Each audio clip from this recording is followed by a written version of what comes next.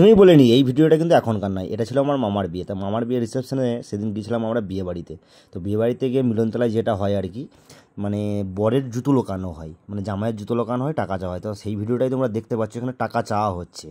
তো ওরা সম্পর্কে ওরা ভাবি হয়, তাই মিলনতলায় আছে, তো মিলনতলায় টাকা চাইছে। আর বরের যেসব বন্ধু বান্ধবরা হয়, মানে আমি তো ভাঙনা হচ্ছি, তো আমি খুব সামনে থাকছি না, অনেকটা পিছন থেকে ক্যামেরাটা করছিলাম। আর টাকা চাইছে এবং টাকা দেবে, সেটাও তোমরা ভিডিওর মাধ্যমে দেখতে পাবে।